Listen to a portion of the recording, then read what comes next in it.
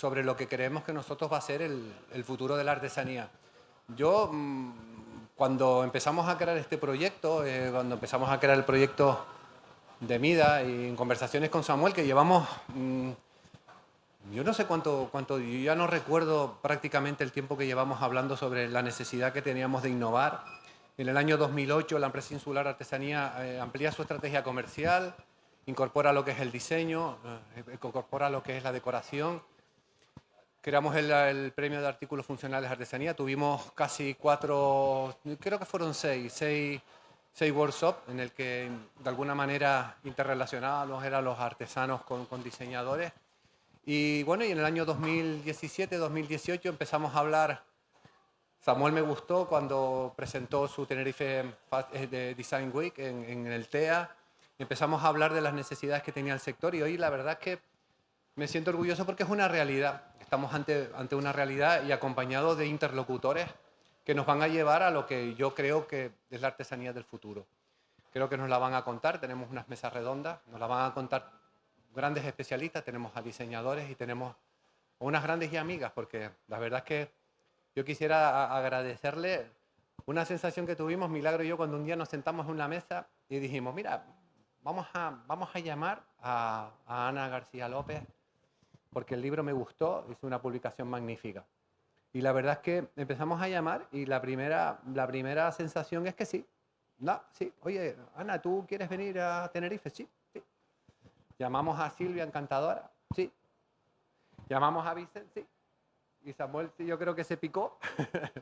Te picaste, Samuel, y digo, espérate un momento, que a mí me va a tocar también. Llamamos a Luis May Vega, llamamos a Álvaro, llamamos a Héctor. Y la verdad es que yo se los agradezco que estén aquí, porque yo creo que son los interlocutores válidos para mostrar al sector artesano lo que hay en las distintas comunidades autónomas, a dónde vamos, dónde tenemos que visualizar. Y yo creo que son ustedes los especialistas en la materia para trasladar a los artesanos de la isla, que quizás son los grandes protagonistas de este evento, de dónde tienen que visualizar, hacia dónde tienen que dirigir y dónde tenemos que mirar. Porque yo creo que hoy estamos ante lo que nosotros creemos que va a ser el futuro de la artesanía. Yo simplemente agradecer a todos, al equipo de la empresa Insular, a artesanos, que hoy me he asombrado muchísimo. Yo la verdad es que hoy me siento muy orgulloso de ver lo que han hecho para participar en Candelaria Me Inspira. Lo que es Mida. Yo, me he quedado hoy en la exposición que la he estado viendo, productos magníficos. A veces unos artesanos me decían, no confiabas en nosotros. Mira, pues la verdad que me he llevado una gratísima impresión con lo que han hecho. Magnífico. Y le doy la enhorabuena porque lo que cree y lo que consigue estos proyectos es que eso sea una realidad, que abramos un poquito las mentes, que creemos productos nuevos, que no sé, ya no porque sean innovadores o no, pero sí por lo menos que tengamos por lo menos esa ilusión de crear algo nuevo y a partir de ahora sigamos creyendo en que podemos hacer cosas nuevas, con el apoyo, con el apoyo de otras personas técnicas y demás, que lo que hemos pretendido conseguir con este Mida es que ustedes visualicen lo que creemos que nosotros va a ser la artesanía del futuro. Muchas gracias. Y va a empezar la charla. Silvia, muchas gracias por venir. Nada, a vosotros. Todo tuyo. Vale, nada, esto queda hacerlo. Vale, pues me pongo por aquí.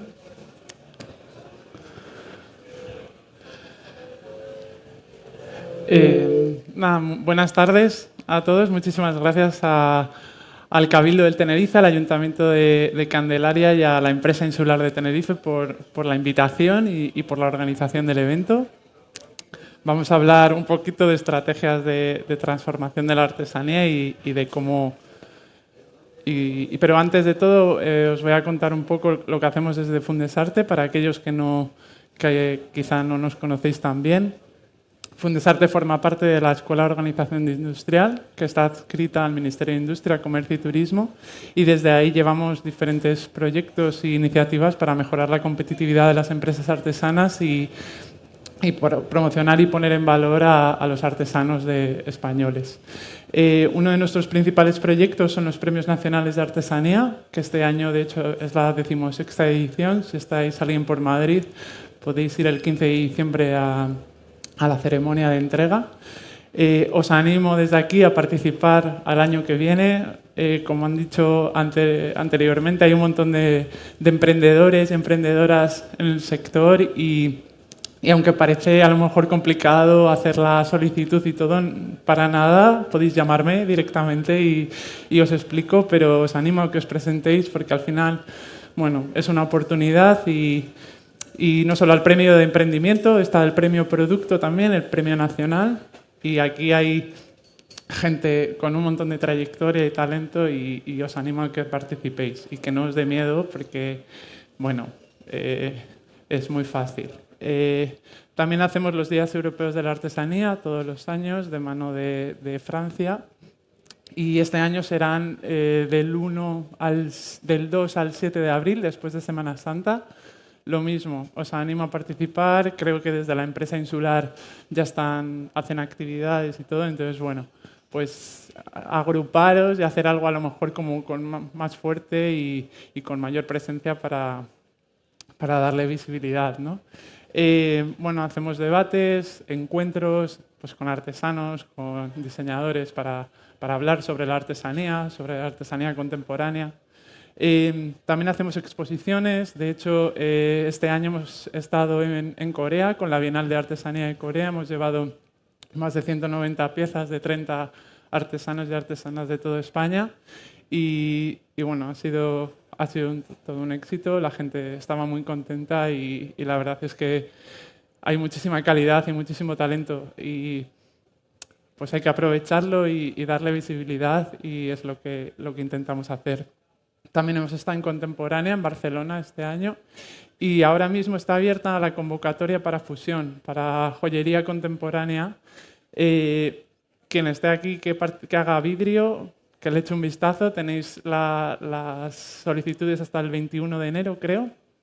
Y este año se va a hacer, es la tercera edición, y este año se va a hacer a nivel europeo. Entonces, bueno, igual hay más competencia, pero también va a tener mucho más nivel la exposición y se presentará durante los días europeos en el MAVA, ¿vale? En el Museo de Arte de Vidrio en Alcorcón.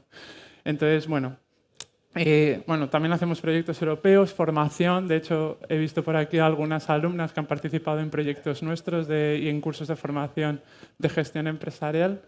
Y pues formamos parte del World Crafts Council Europe, de la red europea. ¿Por qué? Porque es importante estar en contacto con todos los Crafts Council de Europa, ¿no? Y saber qué están haciendo y compartir y conocer. Y por último, también hacemos estudios sobre el sector, para conocer la realidad, ¿no? Y es un poco lo que os vengo a explicar. Uno de nuestros últimos proyectos, estudios, ha sido la identificación de buenas prácticas colaborativas entre artesanía y otros sectores económicos. En este estudio lo que hicimos fue identificar diferentes colaboraciones en todo el territorio y las analizamos, las valoramos a través del punto de vista de la innovación. Según el manual de Oslo, hay 4 categorías de innovación: innovación de producto, innovación de proceso, innovación organizativa, innovación en marketing. La primera, innovas en el producto, mejorando el servicio, las características, uso, funcionalidades. El proceso, cambios significativos en los materiales, en los programas, en las técnicas para reducir costes, etcétera. En la organización de la empresa, modificar el lugar del trabajo o cambiar las relaciones con el fin de mejorar la productividad. Y la innovación en marketing, ¿no? Cambios significativos en la forma de promoción de los productos, en nuevos métodos de posicionamiento, etcétera. Entonces, bueno, os voy a presentar 5 casos que fueron identificados y que han innovado en estas 4 categorías. El primer caso es el de Huguet Mallorca, en Baleares. Es una empresa con una larga tradición que hace baldosas hidráulicas de cemento y lo que pasó es que uno de los hijos tomó la gerencia de la empresa y tenía una formación en arquitectura y empezó a hablar con diseñadores y empezó a colaborar con ellos para hacer diseños mucho más actuales, más atractivos. Y esto hizo que muchos estudios de arquitectura se interesaran y ahora colabora con grandes firmas y grandes estudios haciendo este tipo de cosas. Pero es que además no solo hace ya baldosas. El colaborar con estos arquitectos lo que hace es que le pidan algo concreto, ¿no? Entonces han desarrollado un departamento de I+D, o por lo menos tienen gente investigando para resolver estos retos que le proponen los arquitectos y a la vez seguir aprendiendo e innovando en sus baldosas, ¿no? Ellos son expertos en ello porque llevan muchos años, pero cada vez surgen más necesidades y diferentes casuísticas que tienen que resolver. Y eso es innovación también en organizativa, ¿no? Dentro de la empresa. En el proceso pues, han incorporado la sostenibilidad en tema de transporte, de packaging y de producción. Y luego en tema de marketing pues, tienen una marca muy cuidada, una imagen muy, muy fina y pues, han buscado sitios muy importantes, o sea, sitios como showrooms y ferias que a ellos les interesan para darse visibilidad. Y eso pues, hace que se hayan posicionado muy bien en el mercado. Otra de las colaboraciones que se identificaron fue la de Agostina Laurenzano. Ella es joyera, era artesana textil, luego empezó con la joyería y luego empezó a colaborar con un biotecnólogo y empezó a investigar en biomateriales, en bioplásticos. ¿Qué pasa? Este mundo le encantó y ahora mismo creo que va más por el tema de la investigación y ya no solo hace joyería, sino que ha pasado a hacer lámparas, a hacer otro tipo de productos, pero porque lo que le está moviendo ahora es toda esta investigación y todo este trabajo más científico igual y de laboratorio, ¿no? Otra de las colaboraciones que se identificaron fue la de Aquí se hacen santos en Valladolid. Miguel Ángel, que es el dueño de la empresa, se dedica a la talla en madera y colabora mucho con una empresa de robotizado de 3D. Miguel Ángel es experto en hacer este tipo de rostros en madera, pero lo que esta empresa le ofreció es una serie de máquinas que le permitían hacer unas tareas que igual no tienen tanto valor mucho más rápido, ¿no? El vaciado de las piezas o tal, y él poder dedicarse 100% a lo que realmente le daba valor a su producto, que era pues, todo el tallado, toda la parte del rostro.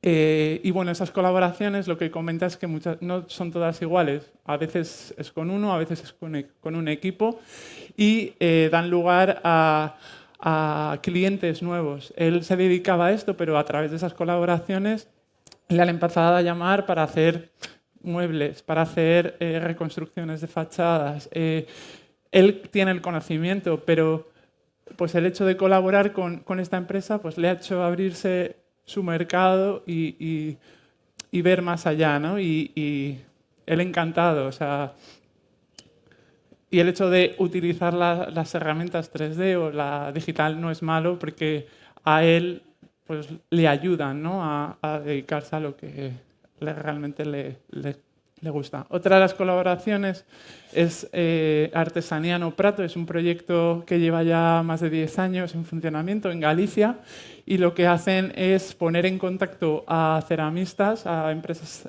talleres artesanos de cerámica con el sector gastronómico. La primera edición convocaron a 30 talleres y trajeron profesionales de la gastronomía que empezaron ahora actualmente creo que hay más de 40 talleres que trabajan directamente con restaurantes. Los retos que les ponían los restauradores hicieron que los artesanos tuvieran que desarrollar nuevos productos a esas nuevas necesidades que ellos pedían, ¿no? Y entonces les hicieron como repensar sus productos, cómo los tienes que para apilarlos, cómo tienes que darle una vuelta. Y es un proyecto ya muy consolidado y este año, de hecho, ahora la semana que viene hay una nueva edición allí en Santiago de Compostela. Y no solo hacen ya cerámica, también hacen todos los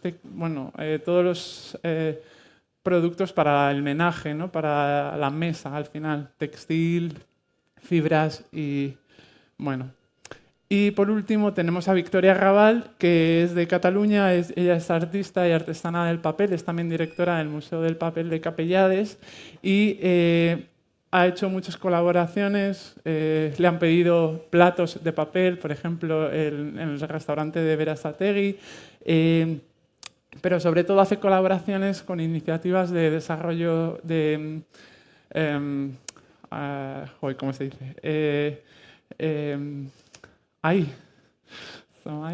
De circulares, de economía circular. Trabaja mucho pues, con residuos de empresas, por ejemplo, con los hilos que han hecho mascarillas durante el COVID, pues hace papeles con esos residuos, hace papeles con semillas con paja de un evento que había de arroz allí en el Ebro,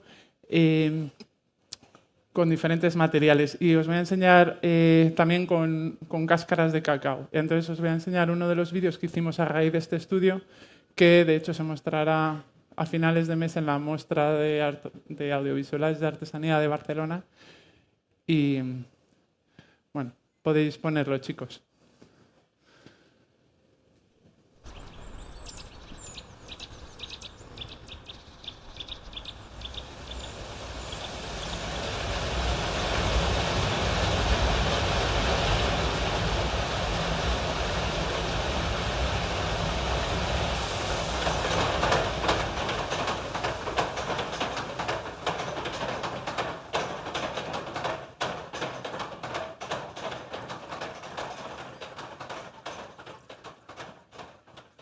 En tots aquests anys que porto treballant aquí al Museu Paperer de Capellades hem fet col·laboracions amb diferents sectors, industrial, artesans, artistes i també dissenyadors. I tots aquests projectes han fet avançar moltíssim i millorar i innovar el que és en l'àmbit del paper fet a mà, des del paper tradicional que fèiem, estàndard de llarga tradició.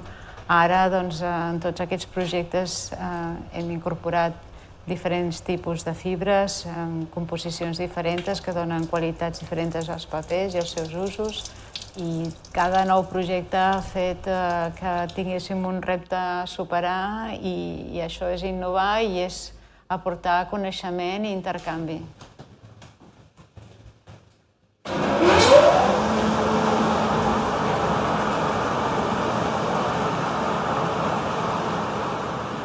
La pregunta de Casa Cacau era: estem llançant tota aquesta pellofa i què n'hem de fer? Es pot reubicar, es pot reutilitzar i donar-li un valor afegit i que torni a estar en el mercat. Tot va vinculat amb a l'economia sostenible, a l'economia circular, i després el repte va ser buscar la quantitat de cacau, de pellofa de cacau que s'havia d'afegir per obtenir diversos tons, que és el que volien.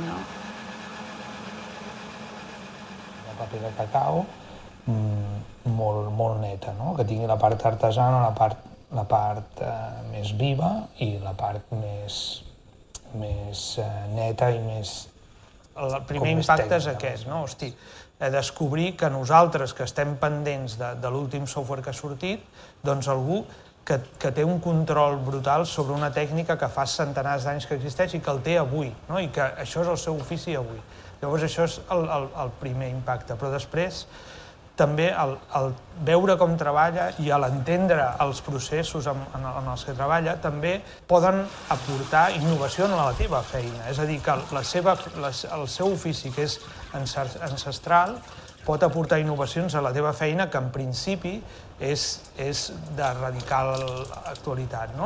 Llavors jo crec que aquest punt de trobada, quan jo penso en com està treballant ella i com allò em pot aportar a mi fer una cosa única, i com ella veu com nosaltres treballem i també aporta i proposa, aquesta confluència em sembla que és com el futur del disseny i el futur de l'artesania. El futur dels dos oficis és barrejar-los i treballar plegats. I d'alguna forma el paper de cacau potser surt d'aquella experiència, d'un experiment absolutament utòpic i fruit de l'experimentació in situ en aquell moment i de descobrir com funciona aquella tecnologia. Estem a vegades també més fins perquè ho puguin doblegar. Clar, perquè a ell li interessa que tingui flexibilitat perquè s'enganxi bé. I sobretot la composició de cotó i abacà fa que no sigui tan acotonat i que llisqui la mà. Primer van començar per un parell de tons i després es van afegir altres colors fins a arribar a 8 colors diferents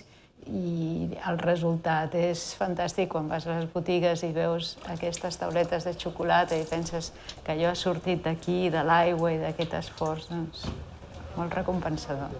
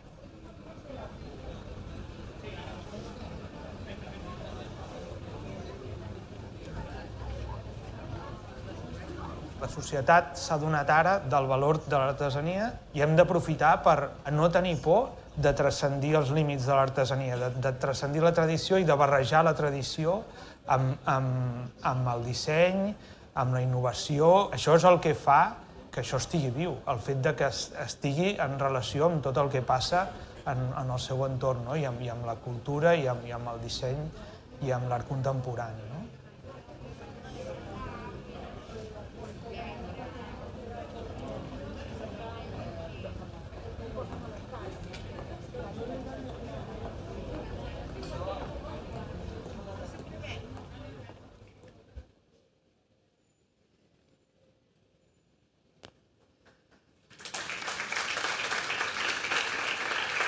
Sí. Bueno, nada, como conclusiones del estudio, pues la colaboración de la artesanía con otros sectores te permite adquirir nuevos conocimientos y adaptar nuestro producto a nuevos sectores, crea nuevas oportunidades de asesoramiento y aportar conocimientos aplicados a otras tecnologías o otros ámbitos, intercambiar ideas, te permite trabajar con otros profesionales, salir de la zona de confort y abrirse a nuevas formas de pensar, aportar valor añadido a tu producto y acceder a nuevos públicos y mercados, entre otros. O sea, esto he seleccionado 5, pero os animo a colaborar y a probar cosas, y a experimentar y a trabajar en esa línea, porque hay muchas oportunidades. Muchas gracias. Muchas gracias, Silvia. Muchas gracias, Silvia. ¿Se oye? Sí. Bueno, ahora va a tomar la palabra Ana García López. La verdad que fue un placer contactar contigo, Ana, la verdad. Cuando llamamos a la Universidad de Granada y nos pusimos en contacto con una persona que creemos que tiene una solvencia importante.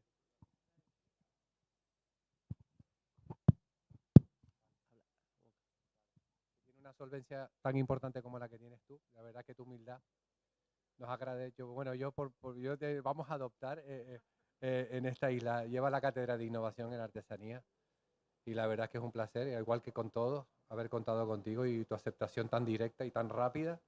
Te lo agradezco muchísimo. Y toma tu turno de palabra. Muchas gracias. No sé si te hace falta que coja o me quedo así en plan cantante. Vale, pues me quedo en plan cantante. Bueno, el agradecimiento es mío y se va y se viene un poco, no sé. Es que tiene que ser así, que no soy cantante. Agradecer a las autoridades la invitación, porque la verdad es que, no sé, aquí lo importante son los artesanos y las artesanas y quiero deciros que tenéis mucha suerte de tener a todas las instituciones trabajando en conjunto para que salga algo tan poderoso como esto que tenéis aquí. Así que mi enhorabuena porque no os creáis que es tan común. lo que aquí, el apoyo que aquí habéis conseguido alrededor de vuestro buen quehacer, ¿no? Si quieres cargarla... ¿Esto qué es? Ah, vale, perfecto. Yo ya no sé a dónde acudir. Pues si me deja un craneal, es que voy a tener... Ya no sé si le voy a apretar por aquí. Seguramente acabe así. Vale, si me dais un segundo, yo me lo pongo... ¿Cómo? ¿Así? El pelo por...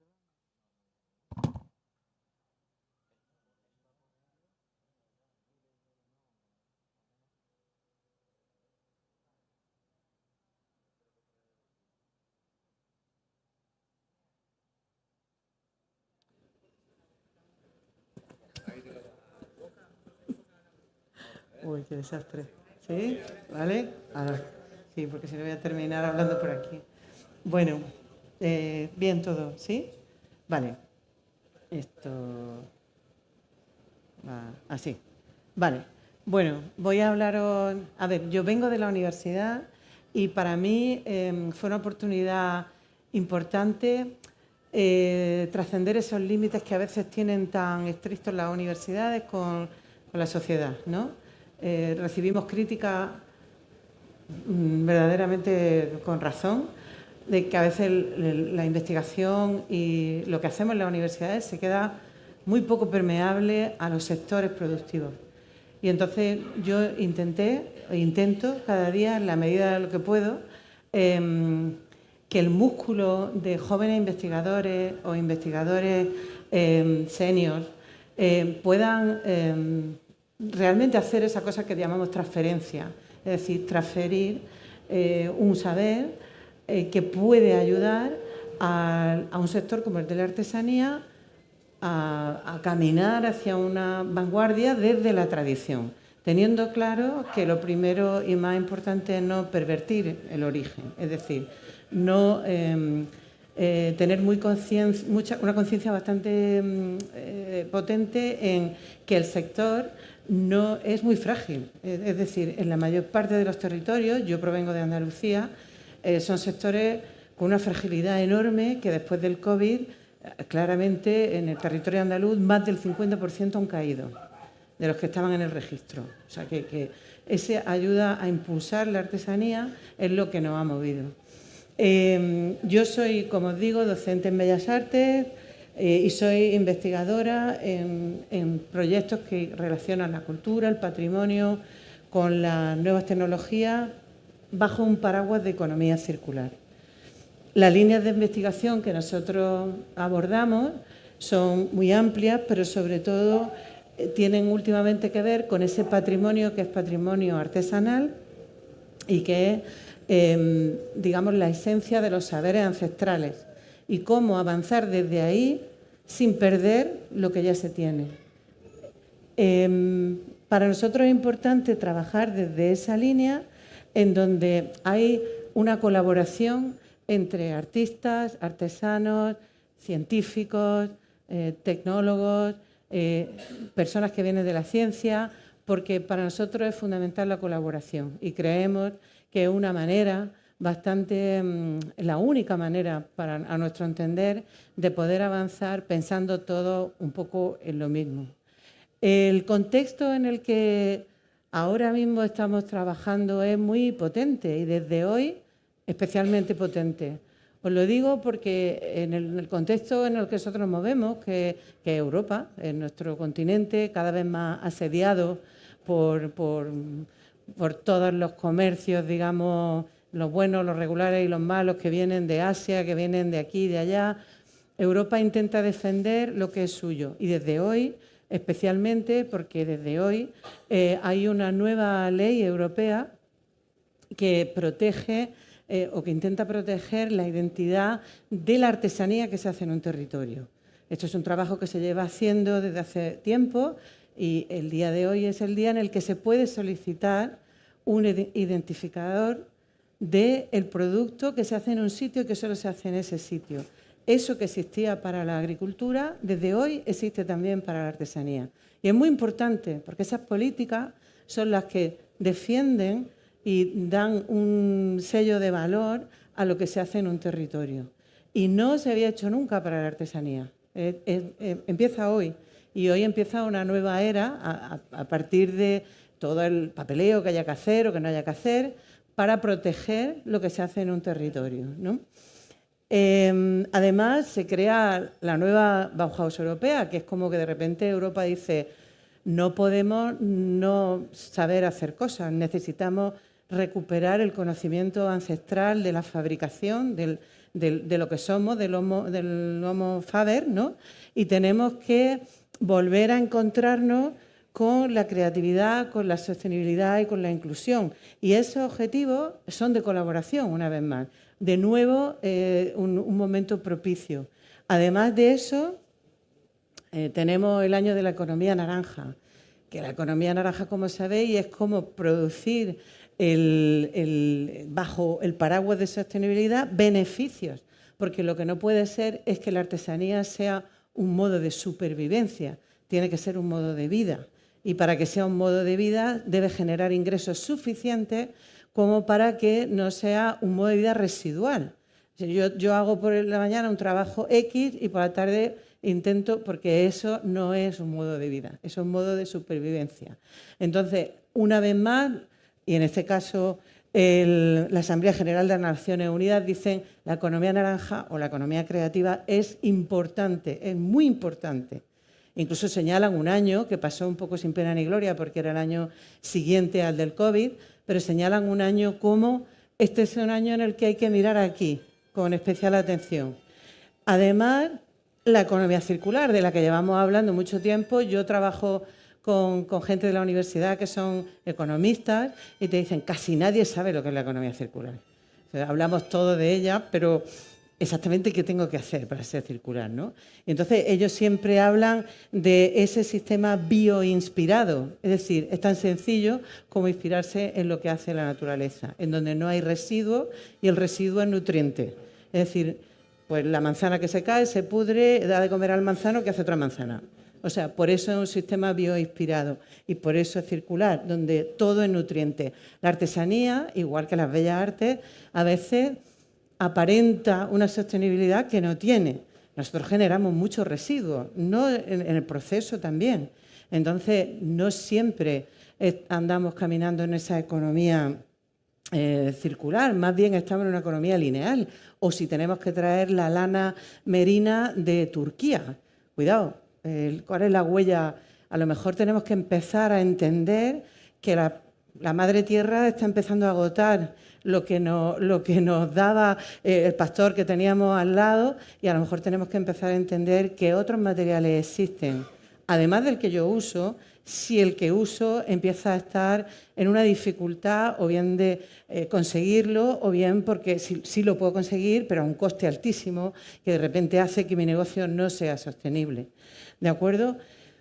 Y ahí está un poco cómo vincular un trabajo creativo con un trabajo que además se sostenga, porque ahí es donde está la supervivencia y la vivencia del artesano. Si no, empieza a sobrevivir solamente.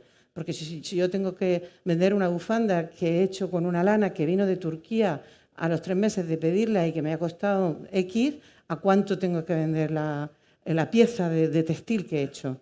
A lo mejor a una cosa que igual no me es fácil colocar en el mercado, ¿no? Por mucho que tenga un relato muy importante detrás. Pero a lo mejor tengo que pensar en un material distinto o no. O tengo que pensar en cómo avanzar desde la situación de hoy, no desde la de mi abuelo o de la de mi padre, que era otra, en donde el recurso aparentaba ser infinito. Ahora ya sabemos que no, y en muchas cosas está a punto de desaparecer, ¿no? Yo trabajo con los de economía circular que te ponen un cuadrante que te da miedo, que te dicen hay hierro hasta 2050, ya no va a haber más. O sea, no porque lo dicen las grandes organizaciones. Entonces, ¿qué tengo que hacer? Reutilizar, no queda otra. Ahí nosotros lo que hacemos es decir, ¿cómo podemos nosotros aplicar esa investigación a algo que sea útil al sector? ¿Qué podemos nosotros hacer con nuestros investigadores, con nuestros jóvenes que están haciendo trabajos de fin de máster, trabajos de doctorado? ¿Cómo podemos nosotros aportar algo desde ahí?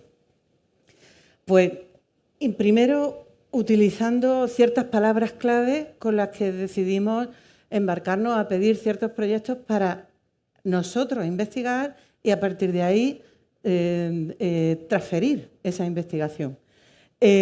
Creando una cátedra que en realidad no se crea porque nos guste tener una cátedra o nos sintamos muy importantes por tener una cátedra ni nada de eso, sino porque esta cátedra lo que hace es intentar, a través de la investigación, la innovación y esa transferencia de la que he hablado, investigar con toda la potencia de todas las disciplinas que tiene la universidad, que son muchas, pues son ingeniería, economía, derecho, marketing. O sea, la suerte que tenemos es que dices, bueno, aquí hay muchísima gente joven investigando en cosas y nadie está pensando en artesanía.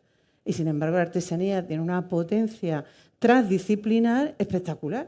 Y en cuanto lo pones encima de la mesa, todo el mundo se entusiasma. Los ingenieros, ¡guau! Pero si nosotros estamos investigando en una aleación de ámbar con oro y no sabemos qué hacer con ella, porque como se hacen carreteras, claro, todo el mundo piensa, hagamos edificios sostenibles, carreteras sostenibles, pero ¿y unos pendientes sostenibles? ¿No? Entonces, ahí hemos encontrado muchas personas que se han interesado. Y por eso es que terminamos con este proyecto. Entonces, lo primero que hicimos, preguntemos a los artesanos, ¿qué necesitáis?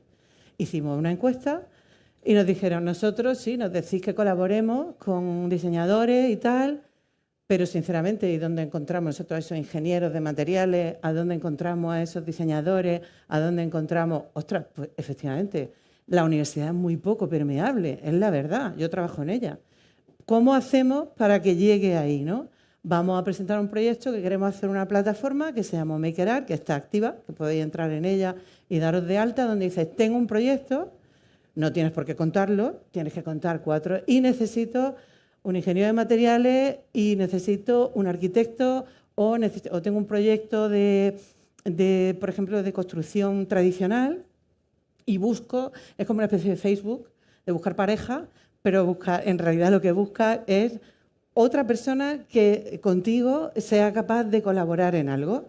Lo hicimos, lo financió la Junta de Andalucía, empezábamos solo a nivel regional, pero ha ido creciendo y ahora, pues, bueno, tenía todo eso, tenía esta idea de transformar la artesanía que cada uno quisiera. Nosotros ahí solo poníamos una herramienta. Yo busco tal, pues métete ahí, búscalo, o aquí hay no sé quién, le voy a tirar los tejos, ¿no? Le voy a preguntar si colaboraría conmigo en esto, en lo otro, ¿no? Ejemplos que vamos a ver mañana de colaboración, ponerlo fácil. Es decir, hagamos una plataforma en donde se encuentre la gente. Y ese fue el comienzo y empezamos a tener muchos proyectos, encuentros. Bueno, si entráis, los veréis, porque están ahora mismo activos. Pero además fue el hermano pequeño de, bueno, hay proyectos y ahí se visualizan también cuáles son, se ve de forma visual cuáles son las colaboraciones que se están dando ahora mismo, ¿no? Hicimos el resultado de este libro del que ha hablado Ricardo, que fue un poco todos los investigadores desde cada ámbito dijeron, pues creo que yo transformaría la artesanía así. Hay un capítulo de materiales muy interesante en donde un ingeniero de materiales de la Universidad de Jaén pone una cantidad de materiales bastante interesantes de los que yo no había oído hablar nunca. Claro, porque no hay tan fácil esa conexión, ¿no? entre el artesano y ese posible señor que está en un laboratorio y que jamás ha pensado en artesanía, que lo que ha pensado en hacer un edificio, unas vigas, qué sé yo, sobre todo lo constructivo, ¿no? Se lleva mucho de esa atención. Fue el hermano menor de este proyecto mayor, en donde los ingenieros propusieron, vale, ¿y si en vez de ser una plataforma que solo ponga en contacto a la gente, la plataforma hace cosas? Y le dijimos, cuidado, la plataforma no queremos que sustituya nunca. Hay que decir, esto no se trata de, yo meto ahí un parámetro y me sale un botijo. No, no. ¿Cómo hacemos? Y nos decían los ingenieros, no, pero es que nosotros podemos hacer que la plataforma ofrezca posibilidades al artesano de, por ejemplo, un material nuevo que no conoce. Y yo decía, eso me parecía alucinante, ¿no? Que es la maravilla de la colaboración, ¿no? Que te sientas con un ingeniero y sales de allí un hombre nuevo. Y dice, pues sí, porque la inteligencia artificial te pone en contacto. Tú le metes tus parámetros, yo quiero hacer un botijo, pero no quiero que sea del material X porque no lo tengo a mano, porque es muy caro, porque quiero saber qué pasaría. Entonces, pasamos a solicitar un proyecto europeo en donde investigábamos qué pasaría si yo como artesano entro en una interfaz que es fácil de usar, que no es una cosa que haya que ser ingeniero para sentarse. Yo provengo de las bellas artes, os lo recuerdo, yo no estoy nada cerca del pensamiento ingenieril, sino más bien artesanal. Y pedimos este proyecto europeo para realizar una plataforma, que es la que estamos a punto de terminar, porque se acaba el año que viene, que se base en inteligencia artificial, que nos da mucho miedo porque parece que va a venir un robot a hacernos las cosas y simplemente la inteligencia artificial lo que te va a decir, ¿tú qué quieres hacer? Una cosa que mide tantos centímetros, que tiene tanto de ancho, que tiene 2 agujeros, que tiene un asa, que por dentro es hueco, que además tiene que ser permeable, que tiene que enfriar lo que tiene dentro. Entonces empiezas a describir lo que quieres, pero el diseño generativo y el contacto con las empresas que hacen esos materiales, lo que hacen es darte posibilidades. Por supuesto, no te va a hacer ningún botijo, de allí no sale como en la Pantera Rosa, que abría y salía. No, eso no va a ocurrir, jamás, y además, vamos, es que no sé si sería posible, pero nos da igual. A nosotros lo que nos interesa es decir, ¿qué posibilidades tengo yo de hacer esta bufanda que era de lana merino, que solo puede venir de Turquía y me cuesta un pastizal y además hay una huella impresionante de carbono? ¿Qué posibilidades tengo de hacerlo de otra cosa? Esa es la plataforma que estamos construyendo ahora y en la que esperamos que a final del año que viene podamos presentar. Porque los artesanos, diseñadores, makers, productores, artistas, etcétera, etcétera, y las empresas de reciclaje que proveen de nuevo material van a estar pudiéndose contactar y además esa plataforma va de alguna manera a vomitar, perdón por el verbo, un montón de posibilidades. Y tú vas a ir eligiendo esta me sirve, esta no, esta me sirve, esta no, y vas a elegir el prototipo que tú quieres hacer con mucha más información de la que podrías tener desde tu taller, que es mucho más difícil, ¿no? Se acaba el año que viene, esa es su web. Hay un consorcio interesante, esta es un poco la estructura de lo que pasaría, de lo que pasará. Ahora mismo estamos haciendo un estudio interesante que son focus group, que unimos a 8 artesanos o a 8 diseñadores y les preguntamos, porque nosotros tenemos que saber que lo que estamos construyendo sirve y no asusta o no dice, no me interesa, no lo sé manejar, no sé cómo...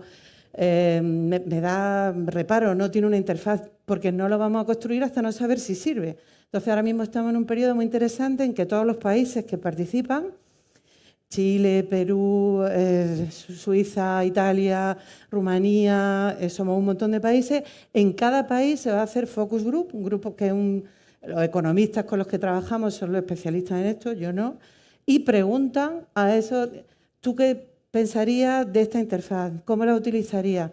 ¿Te parece interesante qué tal? ¿Qué crees que le falta? Y con toda esa información, los ingenieros desarrollan los algoritmos que son los que al final te van a ayudar o no. Porque si no sirve, no lo hacemos. Quiero decir, o si no sirve de la manera en que nosotros la tenemos pensada. La mente ingenieril es una y la de los artistas es otra. Entonces, necesitamos adaptarnos a la mente de los artesanos, artistas, diseñadores. Estos son el consorcio, nosotros coordinamos, pero hay un montón de instituciones y muchas pymes, entre las que hay algunas artesanas también. Entre los investigadores pues hay gente de educación, de marketing, aquel de economía circular, un catedrático de economía circular muy solvente, de bellas artes, de un poco de todo, entre el grupo de Granada. Y estos son muy transdisciplinar, porque en realidad la única clave para nosotros de trabajar es que unas personas que saben de sostenibilidad y las que saben de cómo se hace el botijo se puedan entender. Entonces hemos buscado un grupo bastante transdisciplinar, con un enfoque amplio, en donde el uso, las 3R, reusar, repensar, reutilizar, etcétera, son importantes para intentar impactar. Este es la gran asignatura pendiente de la universidad. Si tú no impactas en el sector, en la sociedad, ¿para qué hacer lo que haces? Para ponerte una medalla, tengo un libro, eso no interesa. Lo que le interesa a la Unión Europea y también a la universidad, por lo menos en la parte que a nosotros nos toca, es producir un impacto para que sea centrado en el usuario. Si el usuario, que es el artesano, no le interesa, no le ve uso, no le parece tal, poco favor estamos haciendo al sector. Mejor nos dedicamos a otra cosa. Entonces, nos fijamos sobre todo en esta filosofía de la cuna a la cuna en cuanto a los materiales, es decir, en donde, de nuevo, el residuo, el nutriente de la siguiente cosa, es decir, que eso no se está cumpliendo en absoluto. Ya sabéis que incluso el plástico, que todos estamos muy orgullosos de ir a y poner el plástico, se recupera el 10%, me parece, es un escandalazo, ¿no? Que decir, pero ¿por qué vamos todos con las botellas de plástico y luego no se recupera? Y nos quejamos que hay bolsas. Solo se recupera, me parece, no llega ni al 20% del plástico que se genera. Entonces, nos tenemos que ir, y los diseñadores hablarán de eso con mucha más solvencia que yo, al ecodiseño, a ir a que toda la cadena, desde que se idea hasta que se termina, tenga en cuenta los principios de la economía circular, desde la concepción, el desarrollo, el transporte y el reciclaje. La Unión Europea está muy preocupada por el residuo en la Unión Europea, porque además estamos llenando pues no sé si habéis visto los últimos programas, que es desolador ver los textiles, cómo estamos llenando Ghana de montañas de textiles, exportando nuestra basura de una manera totalmente irracional, ¿no? Entonces, nosotros nos estamos fijando mucho en la expresión del diseño generativo y cómo ese diseño generativo te puede ayudar al artesano y ver un poco cómo funcionan los algoritmos en la artesanía. Estas son cuestiones muy técnicas que en realidad nos interesan poco, pero sí cómo podemos llegar a formas muy bioinspiradas y cómo podemos tener también esa inspiración, aunque sea desde el punto de vista de la tradición que cada uno tiene, de su territorio, etcétera, y encontrar también cuáles son esos nuevos materiales. Porque tampoco es tan fácil. ¿Cómo es de fácil llegar a un nuevo material? ¿Cuáles son? ¿A mí me sirven? ¿En qué me sirven? ¿Dónde los encuentro? ¿Los puedo hasta fabricar yo en un momento dado? Y si los puedo fabricar, ¿con qué? ¿Qué me hace falta? ¿Comprar una máquina? Todas esas preguntas rodean a los artesanos muchas veces, que creemos que podemos exigirles que se quiten el gorro de artesano, se pongan el de social manager, se quiten el de social manager, se pongan el de investigador. No podemos exigirles tanto. Hagamos nosotros nuestro trabajo y ofrezcamos ese trabajo por si puede servir. A partir de ahí, toda esta disponibilidad de quienes los fabrican, cómo los puede usar, es lo que intentamos que esa plataforma ofrezca. Si yo ya tengo un taller que está fabricando cosas de éxito y, sobre todo, muy importante, un estudio que están haciendo ahora mismo la gente de marketing del grupo. ¿Cuál es la intención de compra de un producto artesanal sostenible? ¿Me importa un rábano o me importa mucho? ¿Hasta qué punto ese relato de sostenibilidad es un relato que cala en el consumidor? Eso es muy importante, porque si no, estoy aquí haciendo un esfuerzo, de acuerdo, sostenible, lo tengo que hacer por la naturaleza, pero yo estoy aquí haciendo un esfuerzo muy grande que no me revierte económicamente. O al revés, soy capaz de contar un relato de sostenibilidad lo suficientemente potente como para que luego yo pueda obtener un beneficio. Es decir, ¿le interesa a la gente el relato de la sostenibilidad o no? ¿Me interesa a mí como artesano o no? Pues esos estudios también se están haciendo, porque todo eso es información que te llega a ti y luego tú ya decides con información qué hace o qué no hace.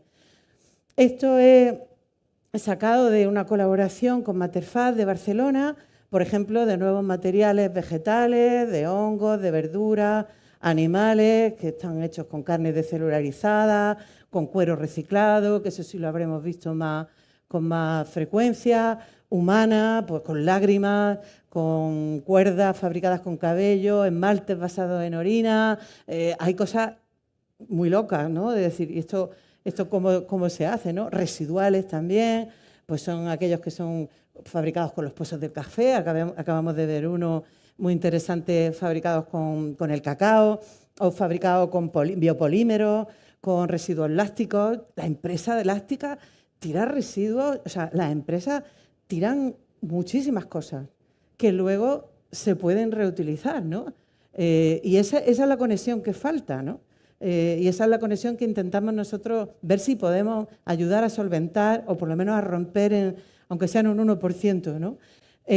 La materia reformulada, esa madera que de repente es translúcida, o la espuma de aluminio, o estructuras de corcho que son flexibles, etcétera.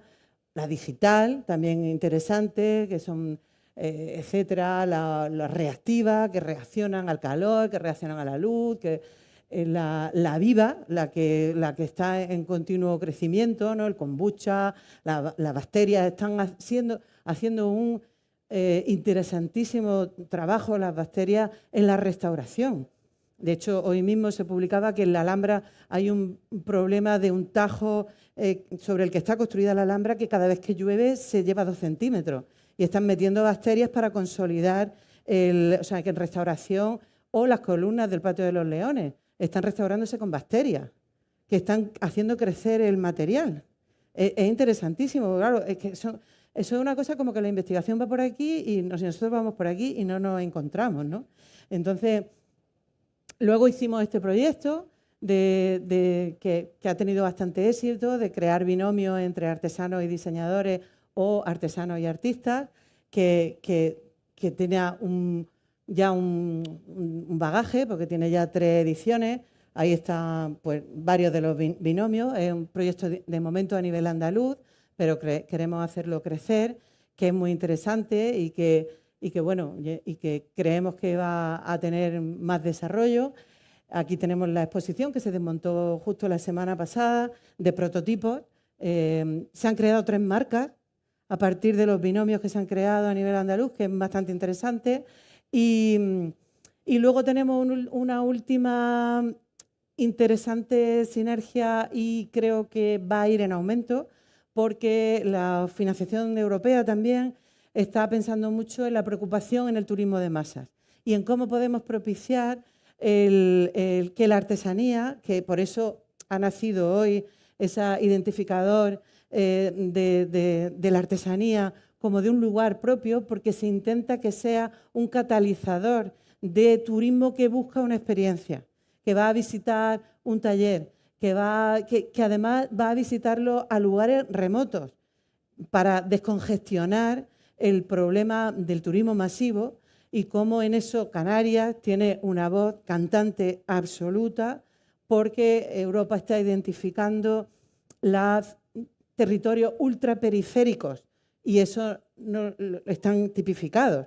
Uno de los territorios más importantes ultraperiféricos en los que Europa está poniendo el foco es este territorio, todas las Islas Canarias y todos los territorios que pertenecen a los distintos países, pero que están alejados. Quiere ese sentimiento de uniros, sois tan europeos como los que están más cerca, ¿no? Entonces eso ha hecho que haya muchos programas que quieren atraer el turismo a zonas remotas donde normalmente no hay un turismo, eso sí, muy respetuoso con lo que se encuentra, muy respetuoso también con el carácter propio de cada territorio, en donde la artesanía y la gastronomía, por supuesto los paisajes, etcétera, etcétera, tienen una importancia clave.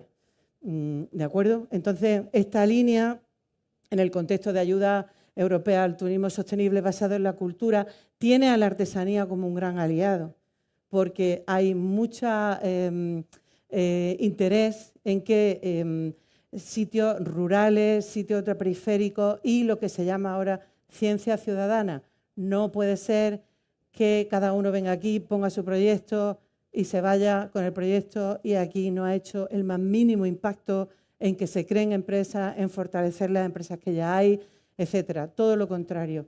Una de las fundamentales, digamos, normas de estas financiaciones que están llegando y que van a llegar a Canarias de una manera muy importante, porque están ya tipificadas, yo me leo todas esas programas que salen, etcétera, están necesitando de la población local, a las personas mayores, a los colectivos de mujeres, a los colectivos desfavorecidos, a los colectivos de jóvenes que se han tenido que ir porque hay mucho paro y no pueden estar.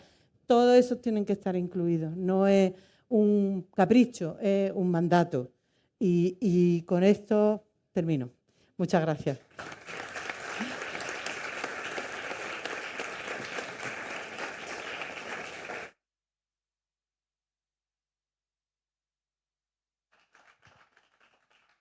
Bueno, muchas gracias, Ana.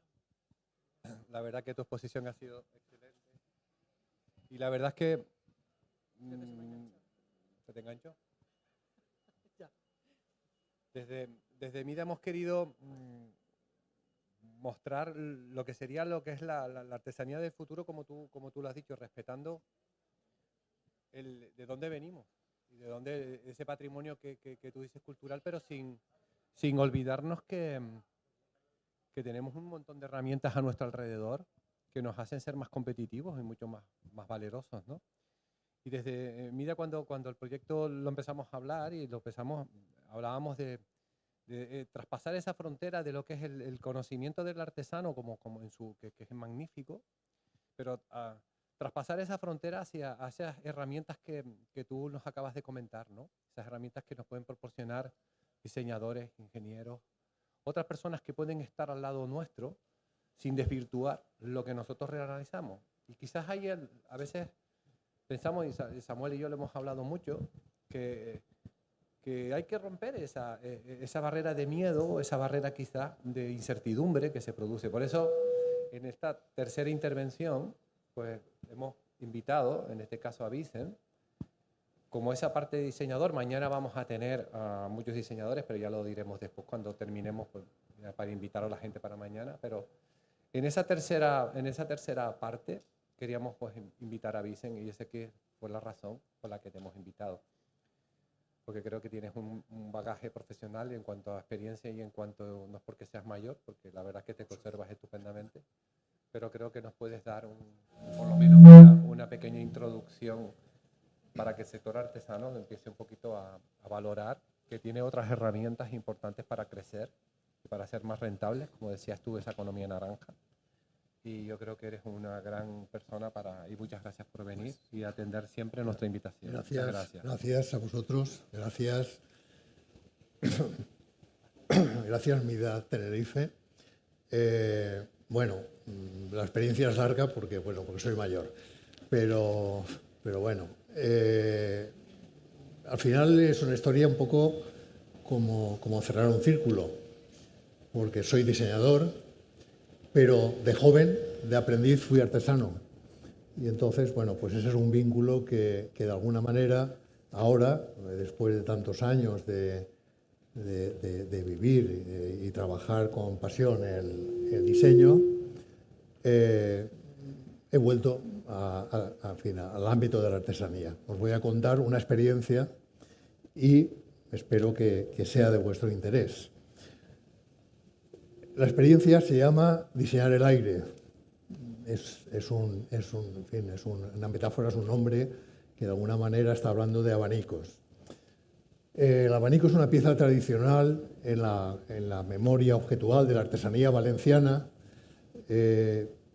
Es una artesanía que estuvo sobre todo desde el siglo XVIII, el XIX sobre todo además, y principios del XX, tuvo un gran desarrollo. De hecho, podríamos hablar de una industria artesana, pero esa artesanía, de alguna forma, tomó elementos de lo que se podía llamar una manufactura más industrial, pero nunca dejó de ser realmente una artesanía.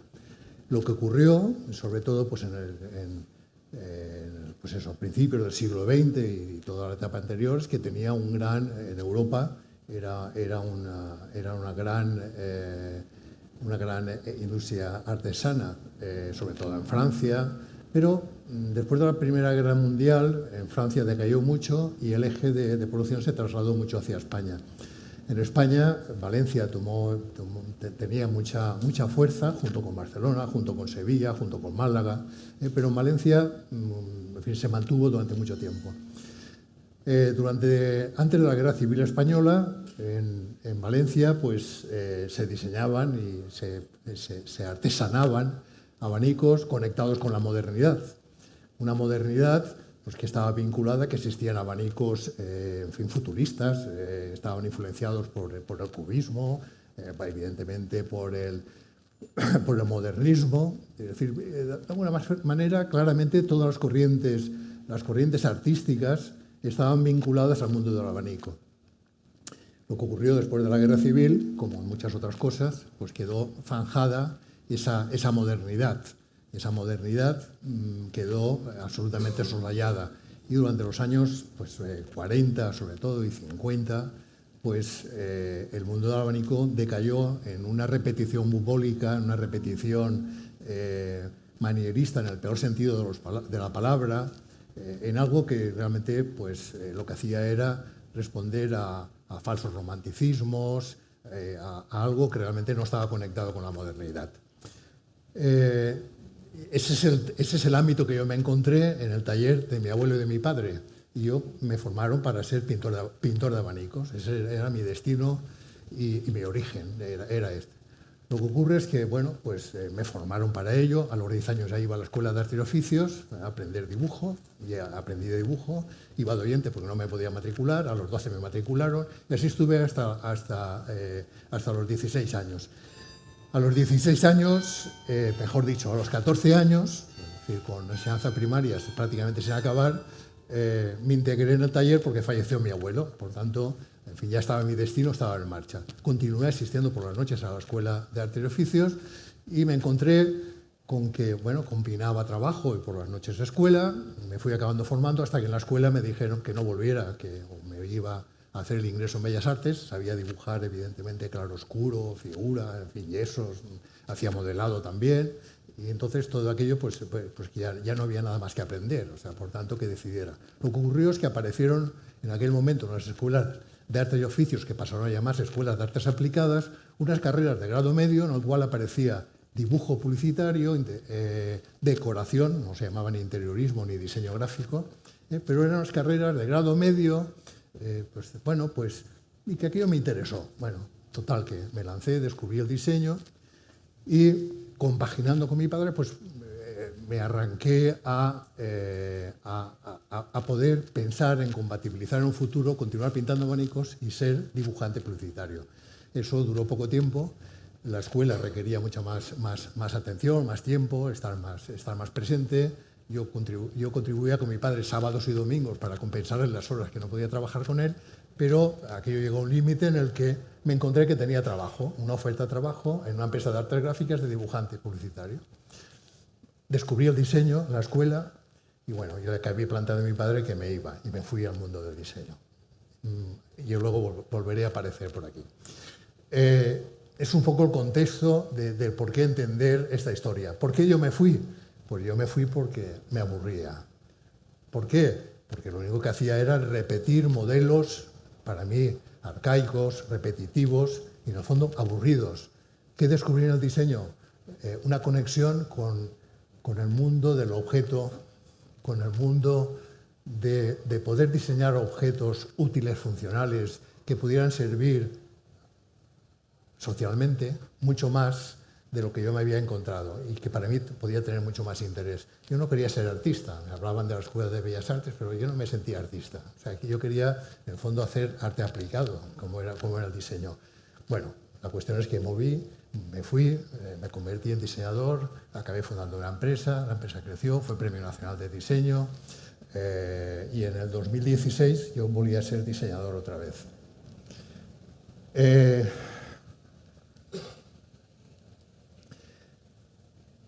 Este proyecto, que ahora es el que voy a contar, o sea, todo esto ha sido una introducción para situarme en este contexto. Este es un proyecto que nace al aire de un acontecimiento absolutamente especial, y es que Valencia en el 2022 se convirtió en la capital mundial del diseño.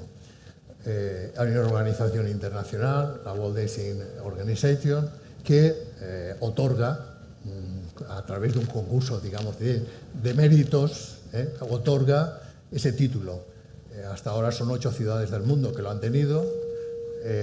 Pues bueno, está Helsinki, está Ciudad del Cabo, está Seúl, está Turín, está Ciudad de México, está Lille y está Valencia. No sé si me he dejado alguna, pero bueno. En total, que ese fue un acontecimiento que nos involucró a todo un ecosistema de la Comunidad Valenciana del diseño en trabajar en que ese año, evidentemente, es un acontecimiento muy especial y que había que, en fin, que había que trabajar con él.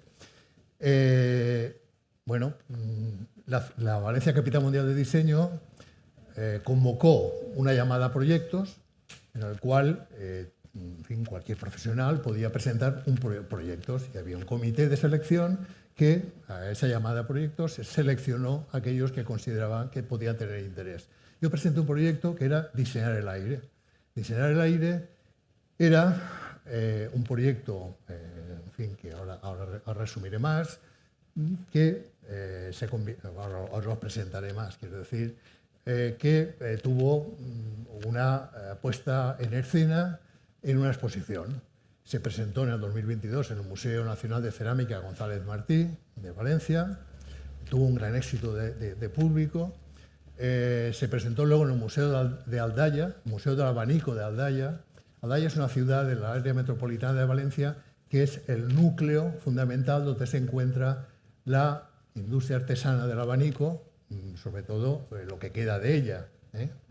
O sea, está pasando unos momentos de crisis y sobre todo una crisis devenida porque durante todos estos años que he contado, el abanico se quedó siendo muy vulnerable, puesto que no había un ámbito de renovación, se quedó siendo vulnerable a la invasión asiática como de tantas cosas. Es decir, el abanico económico y barato que venía de Oriente, de Extremo Oriente, de China fundamentalmente, pues desbanca a una industria tradicional como era la del abanico.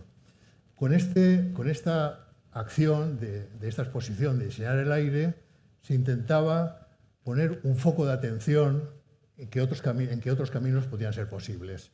Entre otras cosas, tuvo tanto éxito la exposición que a su vez fue seleccionada por el Ministerio de Cultura de España para participar en un acontecimiento internacional como fue hace unos meses, en el mes de agosto, 1 de septiembre, una reunión del G20. Esta reunión de 20 países en los cuales se discute de economía, pero que tiene una vertiente cultural en el cual cada país presenta un referente de su cultura. El Ministerio de Cultura y Deporte de España seleccionó el abanico como un objeto tradicional y que a la vez estaba abriéndose a la contemporaneidad. Y esta exposición viajó al G20 en Nueva Delhi. Al final y al principio, lo que pretendía esta acción pues era dar un golpe sobre la mesa y mostrar a los artesanos que otras vías eran posibles. O sea, que había que salir de un círculo vicioso en el cual el precio era determinante, en el cual la mal llamada zona de comodidad que impedía emprender otros caminos, pues había que romperlo. El proyecto tenía varios ejes. Diseñar el aire pues, es un diálogo humanista entre artesanía, diseño y tecnología. ¿Por qué? Pues porque, como dice mi amigo Javier Giner, tanto el artesano como el diseñador crean objetos que acompañan la vida porque son portadores de valor cultural, sin duda, objetos mediante los cuales nos hacemos acompañar, hacemos inscribir nuestra memoria, nos hacemos la vida deseable o cuando menos habitable. Diseñar el aire, en esa búsqueda de una innovación artesanal, pues plantea ese trabajo colaborativo y coral entre artesanía y diseño desde la generosidad y sobre todo desde una actitud sin prejuicios. Los ejes, al final, es poner en valor ese diseño humanista entre artesanía, diseño y tecnología para que desde una tradición artesana se pueda conectar a una mirada más amplia que enriquezca la cultura del abanico como objeto para reposicionarse, tal como os decía, y proyectarse al futuro desde esa cultura contemporánea, alejándose desde luego del perverso envolvente del bajo precio. Esto arrancaba siendo un proyecto global. En el proyecto se planteaba seleccionar 20 profesionales del diseño. De una manera paritaria se seleccionaron 10 diseñadoras y 10 diseñadores.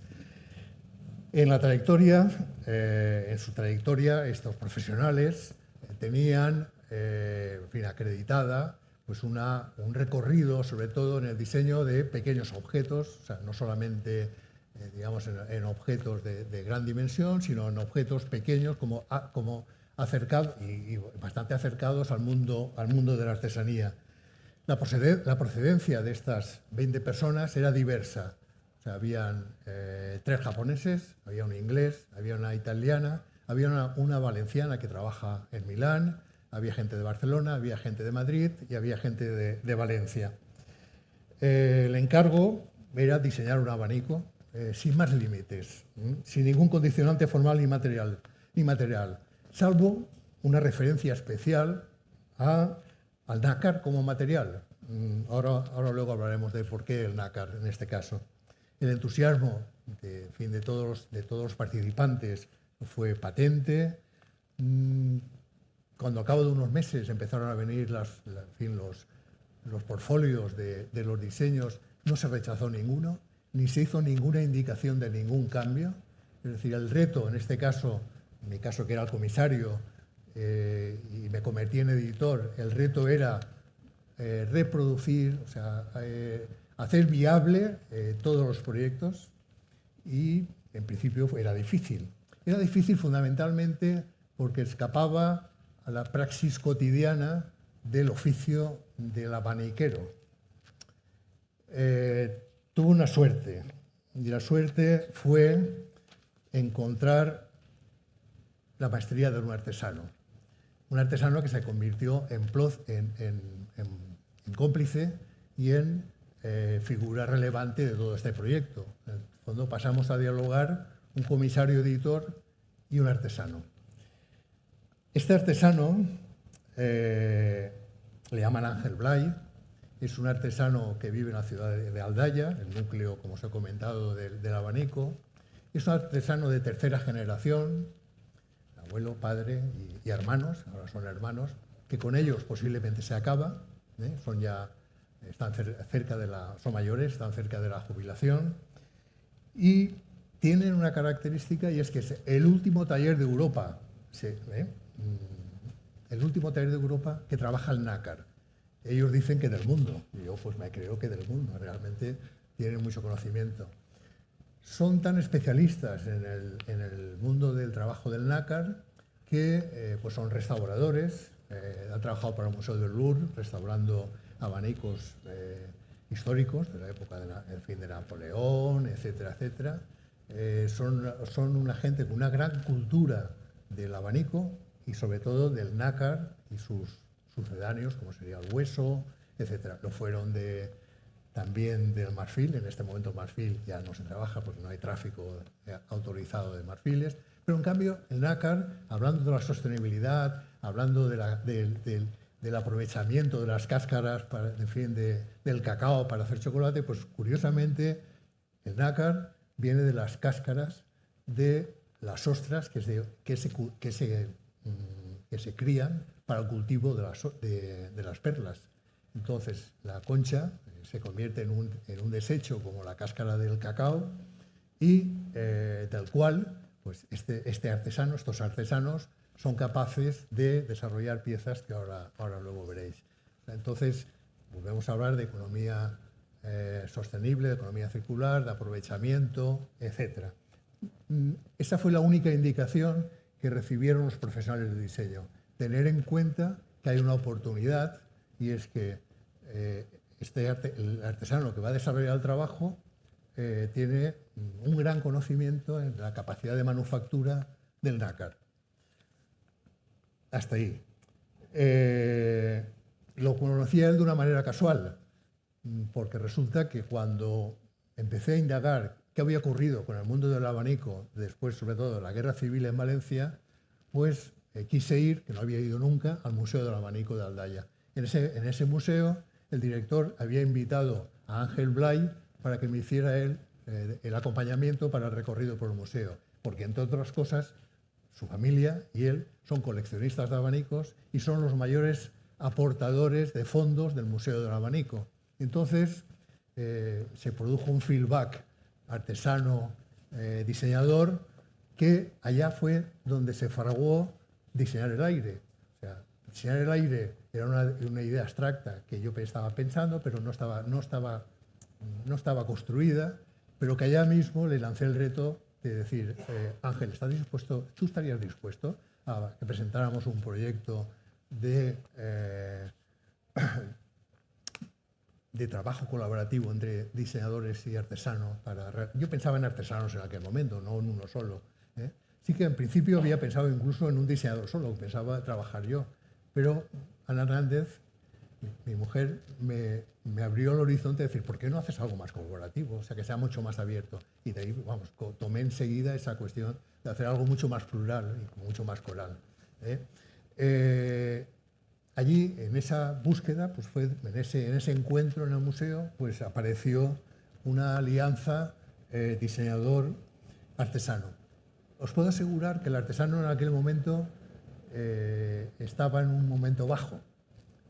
Estaba, en fin, bajo de pensar en futuro, estaba como desmotivado, etc. La vida a Ángel le cambió. O sea, hoy está encantado de haber participado en este proyecto y de haber tenido las colaboraciones que ha tenido y la interacción que ha tenido con los artesanos.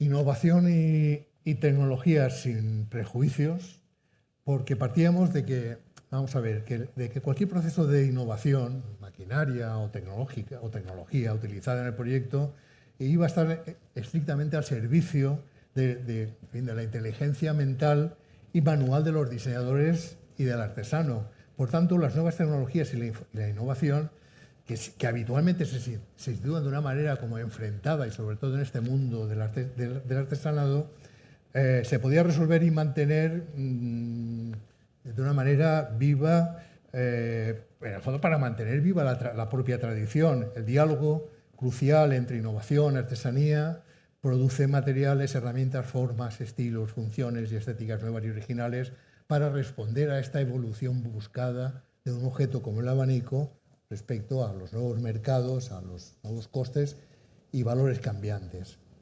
En todo este proceso, la creatividad tenía que estar metida en todo el proyecto. Hemos hablado de posicionamientos, hemos hablado de reconocimientos, hemos hablado, explicaba Ana, de territorios. Es decir, el territorio se tiene que vincular con sus raíces, con su cultura. O sea, tiene que estar vinculado a ello. ¿Por qué? Porque en ese mundo que estamos viviendo de turismo, de personal que se desplaza, para las Canarias como para otros territorios, o sea, es fundamental encontrar ese vínculo con el territorio para que quien viene se lleve parte del relato del territorio. Es decir, y esa es una oportunidad. A mí una vez Benidorm me decían hoteleros, dice, tú no sabes lo que significa una ciudad como esta que vive del turismo. Dice, esto es como un gran centro comercial, pero que todas las semanas nos cambian el público. Es decir, cada vez viene un público nuevo. Bueno, ese público es demandante de gastronomía, es demandante evidentemente, de recuerdo, de relato, de llevarse un trozo de esa alma del lugar que visita. Por tanto, desde el propio título del proyecto Diseñar el aire a los objetos, pues todo esto tenía que estar absolutamente alambicado. el diseño del montaje expositivo, su fotografía, su catálogo. Todo el proyecto debía ser coherente, en un discurso de excelencia que demostrara que tejer alianzas entre diseño, artesanía, tecnología, instituciones era posible para proyectar ese futuro mejor para todos. Para que tenga un futuro la artesanía, de tener proyección.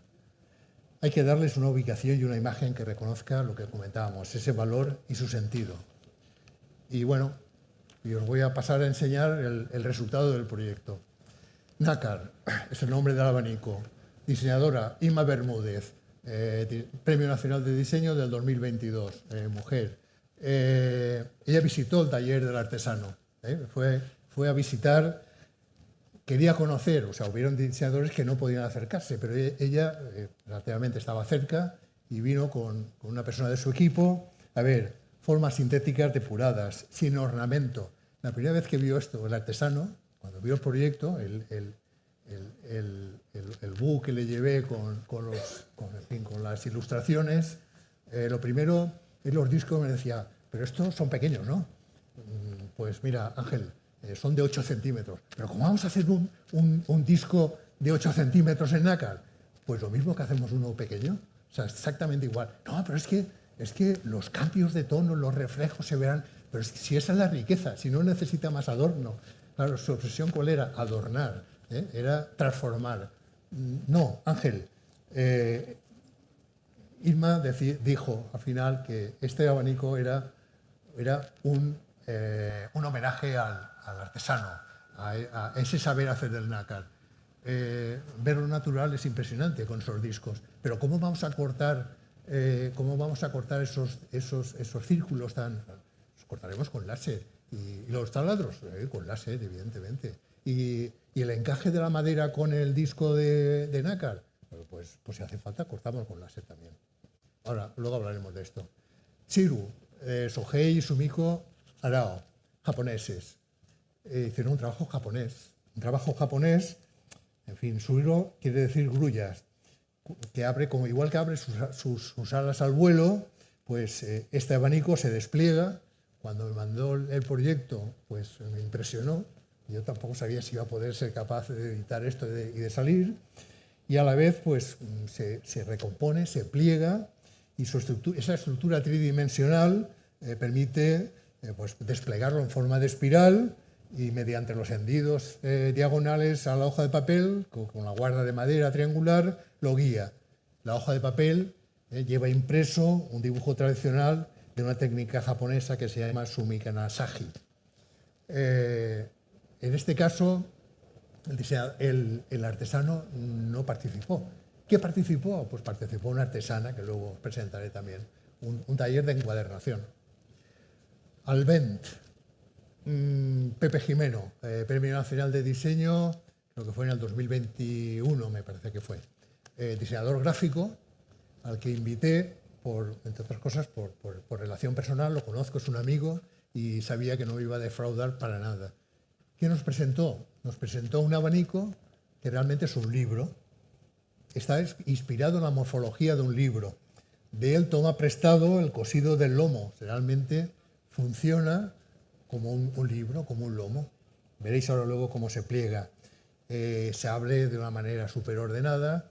Y además, como muchos abanicos tradicionales, tienen mensajes. Y entonces, en este caso, tiene una canción de Raimon que se llama Al vent. Y entonces, pues el abanico se llama Al viento, Al vent. Chess, Eli Gutiérrez, una joven diseñadora. Del núcleo de diseñadoras y diseñadores tenían que haber de diferentes edades también. Debe haber gente emergente y gente más madura profesionalmente. Esta es una joven diseñadora que hace una convergencia de artesanía, diseño e innovación, que busca un nuevo idioma dentro del abanico. Se pliega como un tríptico, tiene unas uniones con tela que permite que su plegado como tríptico, que está facilitado por ese entrelazado, con las cintas de tela, ocupa un mínimo hueco. O sea, cabe en un bolso y en un bolsillo, absolutamente. Sakana Yukaritaki, japonesa, una diseñadora japonesa, en este caso vive en Valencia, pero continúa siendo japonesa y de cultura japonesa. Hizo un trabajo, digamos, tradicional, en términos, el artesano Ángel está enamorado de este abanico y de su colaboración con Yukari. Lo entiende como, para él, diríamos, lo menos transgresor dentro del mundo del abanico, que ya lo es también. Pero bueno, Sakana es un pez, esos peces que en fin, los japoneses utilizan, en fin, que gastan y que provocan que con los pies en el agua los peces van y que te van picoteando. Pues bueno, ese es el relato del abanico. Dice, como un pescado de nácar hecho con restos de valvas, de conchas de ostras, el abanico Sakana produce ráfagas de frescor para acariciar y reconfortar el rostro con un país compuesto.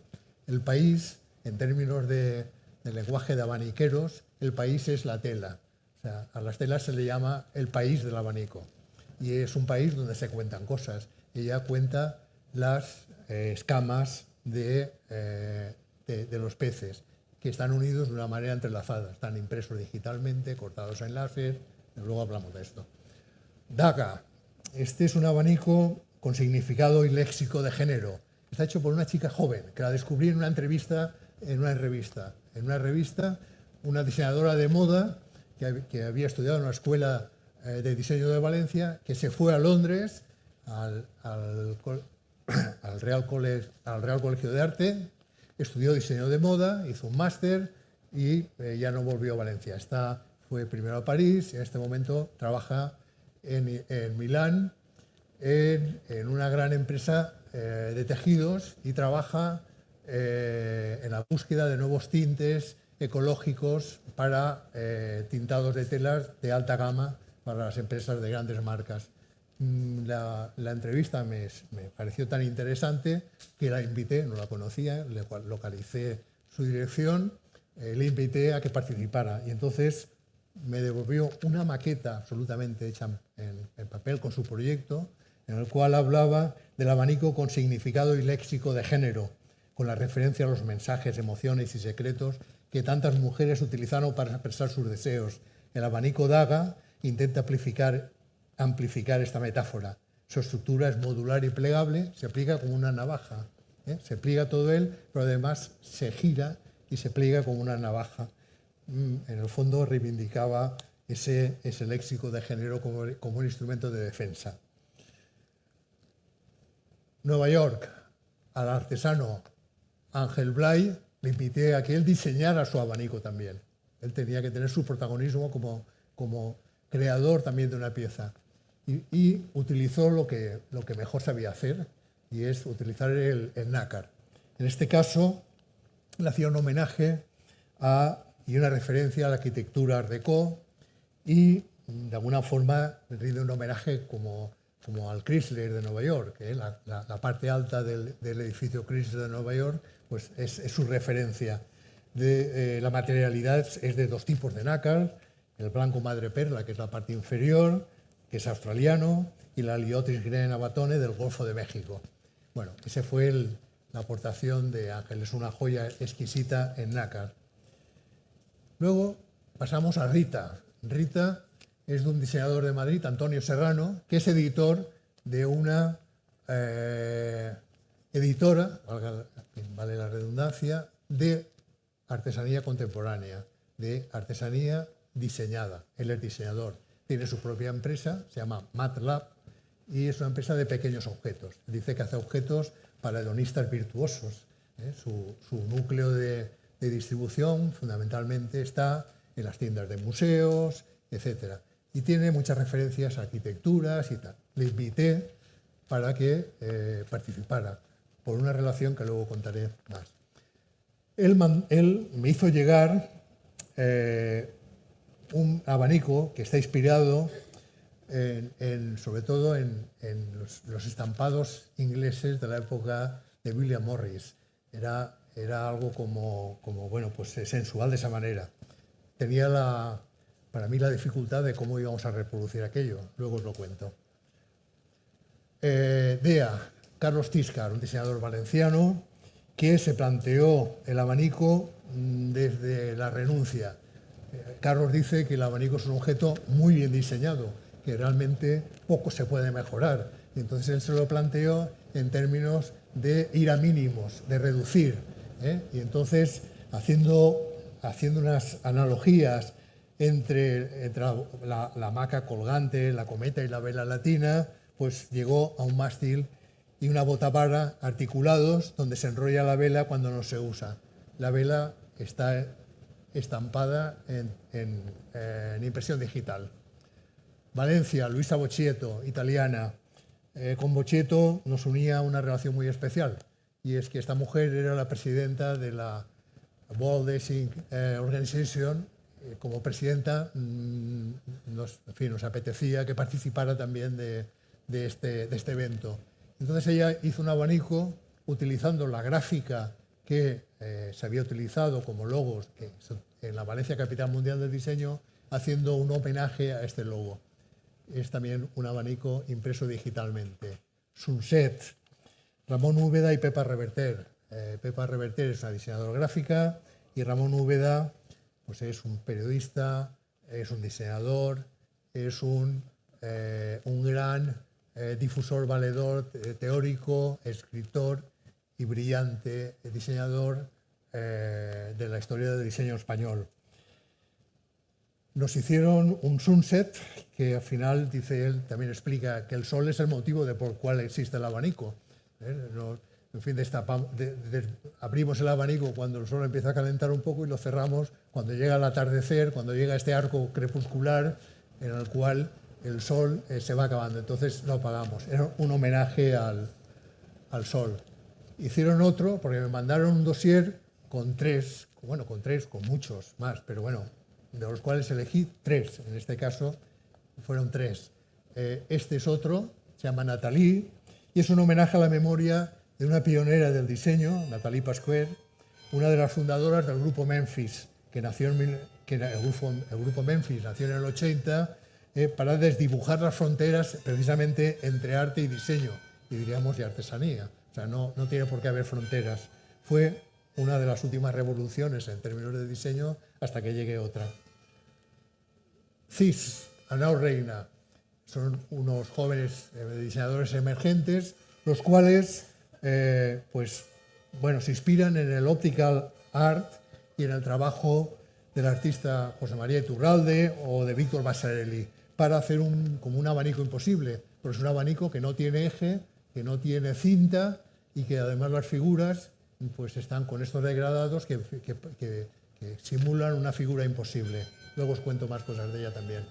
Esta es la última pieza de Ramón Úbeda y Pepa Reverter, que sería una baraja. Eso se llama en términos de abanico, el abanico así como pequeño de bolso, se llama baraja. Es una baraja de nácar, pero que es un sol y sombra. O sea, por una cara tiene nácar y por la otra cara tiene ébano.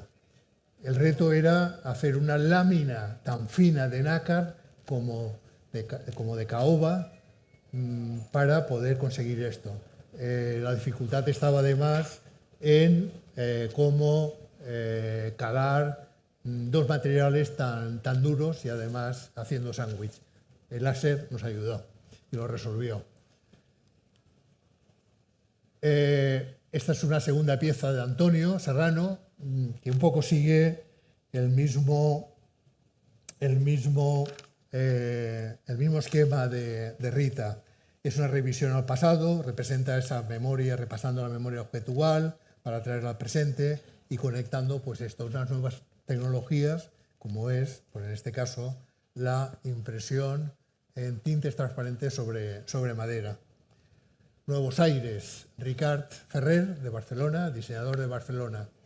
Es un ejercicio de síntesis para renovar el arquetipo del abanico, una mirada desde el diseño que mantiene el compromiso con la calidad material y la manufactura artesanal. Es madera de nogal, con tela que hace de alma. El nogal está por las 2 caras y conforma un conjunto que pliega mágicamente gracias a unos imanes que están entre el sándwich de los dos materiales. Pocket, diseñador inglés. Un diseñador inglés que también es un abanico mínimo, trabaja mucho el minimalismo, Terence Woodgate. Le interesa más restar que sumar, es una pieza compacta, una pequeña pieza que cabe en un bolsillo como un iPhone, por eso le llama Pocket, mínimo, funcional y elegante, y propio pues, de un diseñador inglés. Pao, este es espectacular. Bueno, pues este está diseñado por Nieves Contreras, es la directora de diseño de una empresa artesanal, pero industrial, como es Yadro, de cerámicas. Bueno, pues a esta persona, a esta mujer, la invité y sorprendió pues, con un pavo, que es un pavo real, es como la cola, que despliega las plumas nervadas, que están caladas y de colores dorados, que había que solucionar también cómo. Exhibe esos colores degradados, intensos y vibrantes, un azul intenso, tintes verdes y al final son rosado. Al final, decía ella, pues como el pavo real, todo listo para el cortejo. De construcción, Nani Marquina. Nani Marquina es una diseñadora y editora de alfombras de Barcelona, una reconocida Premio Nacional de Diseño, bueno, pues como algo inusual, porque no estaba acostumbrada, le planteé esto. Al final se esquivaba, me decía que no iba a poder, etc. Y al final un día me llamó y me dice, bueno, estoy dispuesta, pero te haré algo que no sea a lo mejor lo que esperas. Y digo, no te preocupes, o sea, yo no puedo esperar todo. Y al final pues me mandó una deconstrucción del abanico, en el cual con las piezas de los abanicos lo convierte en un móvil. Descompone para volver a componer. Fue una pieza que a nivel dispositivo nos vino muy bien porque cerraba el discurso con esa gran explosión que era una descomposición. Y este se llama Senzu, este lo diseñé yo y es el origen de esta historia, porque este abanico se incorporó en el 2021 al universo de objetos de la editora de la cual os hablaba anteriormente, de objetos artesanos contemporáneos, Maldab. Fue la respuesta que yo le di y que me permitió reencontrarme con el mundo del abanico, y fue la respuesta a una carta que el editor Antonio Solano me mandó con un briefing en el cual me hablaba de los objetos de la memoria y de cómo la cultura está formada por la información acumulada de nuestro pasado. Hablaba de que la pérdida de cualquier referencia supone olvidos de nuestra cultura y memoria. Senzu se inspira en la tradición japonesa, donde un vecino de Tanga, después de contemplar el volar de los murciélagos al siglo XVIII, concibió el proyecto de hacer abanicos con hojas unidas por una cinta.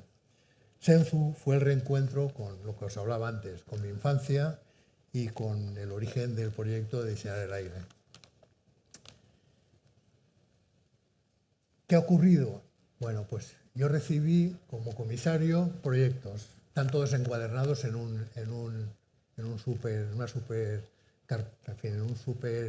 bloc enorme de hojas, pero que es impresionante ver cómo la fidelidad, el rigor y el trabajo ha permitido desarrollar lo que allí apareció. ¿Con qué? Evidentemente, con un artesano formidable como cómplice, como coeditor, como asesor, pero que se enriqueció con el mundo del diseño que le fue capaz de incorporar a las soluciones que se nos demandaba, pues todo lo que hiciera falta. Entonces aparecieron los cortes láser, encontraron unos tableros finlandeses contrachapados de 0,7 milímetros, los cuales permitían cortar láser o imprimir sobre ellos, cosa que no podíamos hacer sobre una madera tradicional de la misma forma. Incorporar a este proceso del abanico a una encuadernadora, la ebanistería tradicional para según qué piezas, impresión digital textil, impresión digital de tintes en tablero, impresión digital sobre papel, impresión digital ultravioleta en tablero, los barnizados, tableros, maderas, ibanes, maderas y chapas, elaboración del nácar, por supuesto, papeles de impresión y varillajes de madera. Esa es la hoja que yo recibí del abanico Pao. El reto era que fuera tal cual. O sea, cuando yo me acerqué a otros artesanos a enseñarles estos, pues desde su zona de confort me decían que eso no era viable, que eso no se podía hacer. ¿Cómo se hizo? Pues con un tablero finlandés, con cortes láser sobre tablero contrachapado de 0,7, imprimiendo en sus plantillas, evidentemente validando prototipo, haciendo una maqueta, Es decir, el desarrollo lógico de cualquier proyecto de diseño y de artesanía. Nácar, el proyecto Nácar, bueno, pues aquella hoja, aquel dibujo de arriba es el que se seleccionó de las variables que nos daba, una maqueta y, bueno, hay un fragmento de concha de cómo se empieza a cortar y el gran trabajo que tiene que hacer el artesano.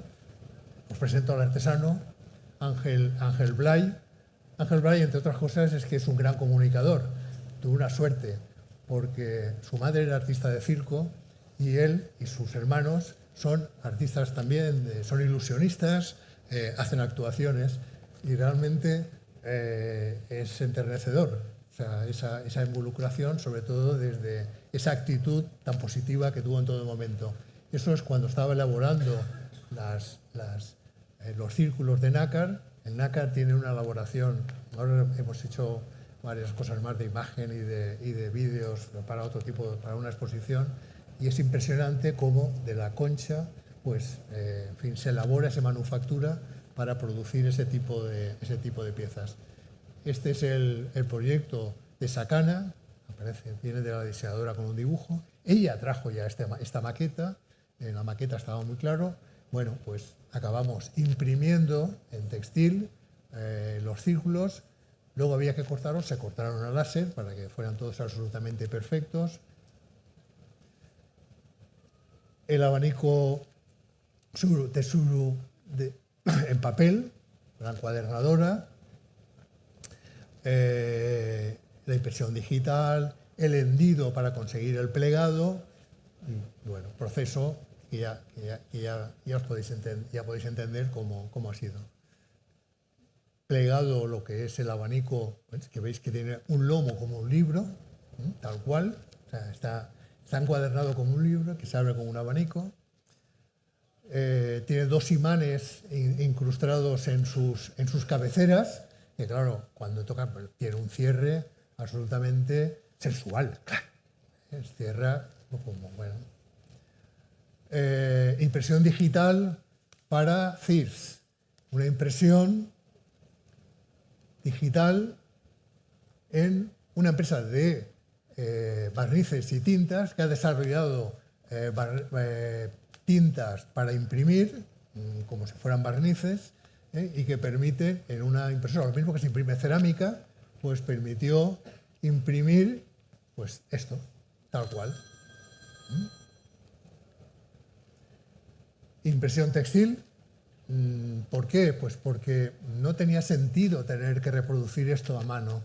Es decir, ningún sentido para conseguir esa limpieza, esa uniformidad y ese respeto a un dibujo de Nathalie. Nuevos Aires, bueno, pues ya veis, proceso de prototipos, adhesivo, tela, láminas y imanes. DEA, maquetas y prototipos, maquetas en papel, tela impresa digitalmente. En este caso es un diseño de una hermana del diseñador que se dedica al diseño textil. Y, en fin, y el producto había que presentarlo de una manera absolutamente también, pues, en fin, sugerente y recorrida. Es un modular dispositivo de Arnau Reina y, sobre todo, su gran aportación es esta, es cómo presentar los abanicos. Bueno, pues en este caso me plantearon, primero inicialmente, a mí como comisario, me dijeron, no, los abanicos van a estar encima de estas repisas, que son modulares, porque se pueden adaptar a diferentes espacios. O sea, tenemos unos módulos con unos arcos que se van encajando y que tienen una estructura, un soporte de tela detrás, que permite pues adaptarse a diferentes espacios, como serpenteando, pero el gran hallazgo para mí fue este. Cuando ellos me dicen, no, los abanicos irán sobre la repisa, dije, eso no puede ser, pero va a estar protegido por algo. No, porque es que ha de ser muy libre. Mira, como comisario te digo que como diseñador, solucionalo. Piénsatelo, o sea, piensa ver cómo lo podéis proteger.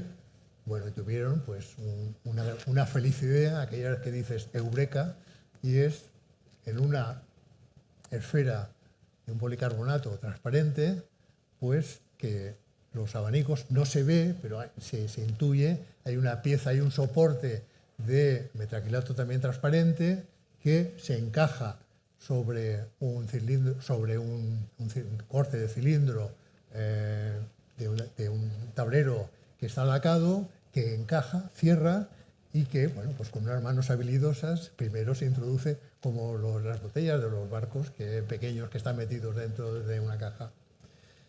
Y bueno, la exposición iba acompañada de todos los desarrollos para poder ser didácticos en la historia. No interesaba en este caso tanto y interesaba mucho el objeto final, sino que como poder mostrar cuál era el desarrollo y cómo se llegaba y cómo se había llegado a él. Por tanto, era absolutamente transparente y ejemplar respecto a comunicar todo cómo se había hecho para que fuera, en fin, una oportunidad para aquel que quisiera.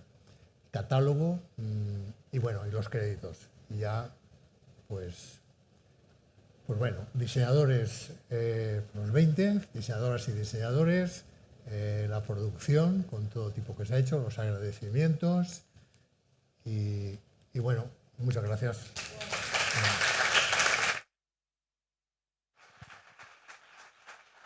Bueno, gracias Vicent. Gracias a los tres por la generosidad de venir y de expresarnos y de transformar un poquito lo que es el conocimiento que nosotros tenemos de la artesanía, y la verdad es que ha sido un placer. Bueno, mañana tenemos una jornada que empieza a las 10 de la mañana con la apertura de lo que es la feria comercial. Recordarles que la parte creativa de los artesanos que han hecho posible que participen en la feria y está expuesta, no solo está expuesta, sino también está disponible para la venta. Espero que esos productos que estén ahí todos expuestos, pues cada vez hayan menos y que la gente los venga a adquirir. La muestra empieza a las 10, cierra a las 8:30. Mañana tenemos un bloque que lo va de alguna manera a dirigir también Samuel. Tenemos a diseñadores, aunque Vicent nos ha dado hoy una gran exposición de lo que los diseñadores son capaces de hacer. Álvaro, gracias por venir. Héctor, Serrano, yo creo que ya tú dentro de poco ya te veo más por aquí. A Javier y a Esther, gracias por venir también, un placer. Vinieron un poquito más tarde, no les he tenido mucho para atenderlos, pero a ver si conseguimos por lo menos estar un buen rato. Y bueno, verlos mañana. Mañana empezamos a las 10 de la mañana. Tenemos una jornada intensa, empezará a las 7 con la exposición de los distintos diseñadores. Tenemos una mesa redonda que la va a moderar Samuel Cabrera. Y después tenemos el Pechacucha. Tenemos la participación de ahí una mezcla de 8 o 9 artesanos con diseñadores, que yo creo que va a ser un acontecimiento muy atractivo. Agradecerles la presencia aquí a todos y mañana nos vemos a partir de las 10 de la mañana. Muchas gracias.